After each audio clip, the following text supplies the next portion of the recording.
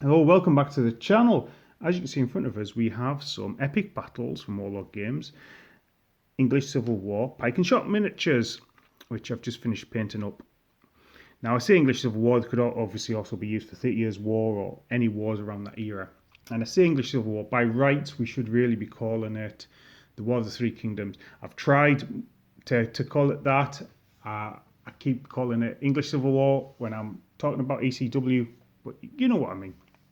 Actually, one of the things we've been doing is history talks at the SCVC Hub, and one of the guys that comes down and done a couple of talks, Rab, is a Loudon's regiment, which is Covenanter regiment reenactor, and he's done some great talks. He talks about the Three Kingdoms, why it should be considered that, the scope of it outside of England, really riveting talks. Partly one of the reasons that I got interested in Epic Battles Pike and Shot. So I do have the starter set. I've bought the starter set so far, but this is all I've painted. This sprue originally came on the front of War Games Illustrated. So as you can see, I've done 2 bases of pike, 2 bases of muskets, 2 bases of pike, standing up pike. I've made a slightly bigger base for the pike block in the front with the sticking out pikes. Actually, I use those slightly bigger bases for all my cavalry for epic battles. I just think I like the infantry quite tight on the smaller bases, but I do like my cavalry on the bigger bases. These are lovely models. Lots of character, lots of detail on them. So I've painted up American Civil War. These guys feel a bit bigger than the American Civil War miniatures. Actually, if you bear with, I do have a strip of American Civil War miniatures here. Let's see if we can see a noticeable difference.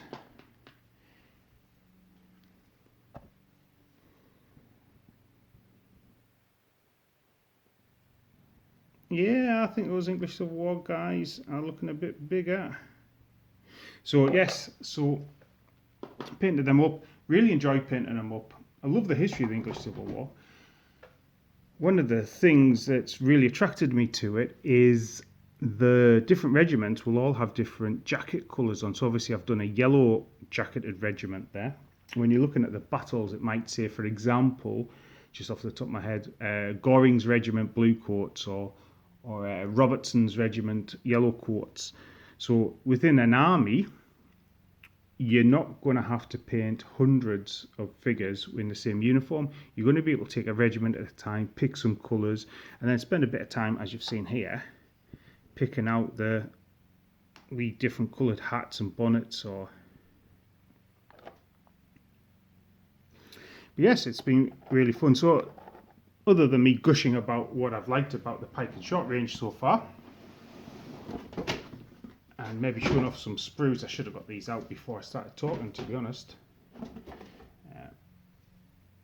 This is the cavalry sprues, so different types of cavalry. You've got artillery guns, you've got commanded shot, you've got dismounted dragoons, a second type of artillery gun, commanders on there as well. Just what Warlord have been able to do with these sprues is fantastic. Really, really like it. And if I've got one handy, I've got the Covenanters sprue as well. Now, obviously, living in Scotland for as long as I have, and if I can do Scots, I generally do Scots. So you've got pike with the bonnets on, musketmen with bonnets, kind of skirmishing, commanded shot, Scots cavalry, lancers, and so standard troops. Scottish light artillery frame. Oh, as I wipe out my yellow jackets. So yeah, they also dragoons mounted with muskets and Scots lancers. So what am I planning on doing? So in the main pike and shot rulebook, the hardback one, there's quite a smart looking scenario, which was, I forget the name of the battle, but it's in there. It's where the king, it happened at the same time as Marston Moor. It's where the king is able to defeat a parliamentarian force and basically stabilise the south, which meant Marston Moor wasn't able to fight. So when I've looked at that, it's approximately 8 regiments like this aside, plus similar sort of numbers of cavalry, plus some commanded shot and artillery. So I figured that would be a good aim for both sides, and obviously I'll do a Scottish force as well. But then the other thing I'm planning on doing is adding a couple of units, or having a couple of units available for different theatres of the war. Essentially, there were 5 theatres of the war. 4 of them I'm going to be looking at. So there's Ireland, Scotland, sort of the north of England, the sort of centre of England, was Oxford to London, and then the southwest. And each one maybe had a couple of different units that made the army stand out at those points. So, for example, in the southwest, the parliamentarian army is pretty much a standard parliamentarian army. I'm not going to get too much into detail, but the royalist armies had some Cornish pikemen, so I will do a couple of units of pike blocks. The sort of central armies, so your Oxford and London armies, so the royalists are obviously going to have the king and the king's guard, and the sort of Parliament army was based around London. So what you had was trained bands, so I'll be able to do some trained bands for that. The trained bands also joined in the kind of southwest front as well. The army moved around a bit. Also, the Parliament had some cuirassiers, the lobsters, Hasselrigg's lobsters, so I'll do those as well. Now in the north, on the royalist side, you had the Earl of Newcastle's famous white coat, so there'll be a couple of quite nice looking white regiments there. Whereas the parliamentarian forces in the north were supplemented by the Eastern Association, so that's where Cromwell comes in, so a couple of Cromwell's cavalry units there. Also, Parliament, especially Master Moore, 1644, had Scottish contingents in their army. A massive Scottish army came down, besieged Newcastle, went to York, fought Master Moore. And then finally in Scotland, you've got a fairly solid Covenanters army and a Montrose army as well.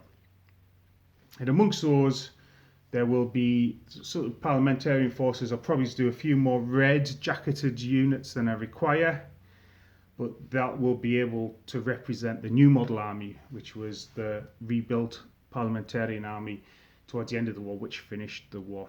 So yeah, I'm quite looking forward to this as it goes.